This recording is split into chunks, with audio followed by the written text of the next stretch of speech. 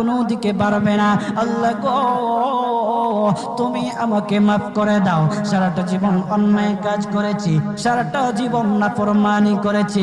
আমার কাছে কালেমার দাওয়াত কম আসে নাই, আমার কাছে কালেমার দাওয়াত কম আসে নাই, আমাকে লোকেরা কম বোঝায় নাই। ওগো আল্লাহ, তুমি আমাকে মাফ করে দাও। মাফ না করলে কোথায় যাব, কার কাছে যাব? বাবা যখন মারে তখন মার কাছে আশ্রয় নেওয়া যায়, মা যখন প্রহার করে তখন বাবার কাছে আশ্রয় নেওয়া যায়। বাবা মা যখন প্রহার করে তখন দুনিয়ার কারো না কারো কাছে আশ্রয় নেওয়া যায়। ওগো আল্লাহ,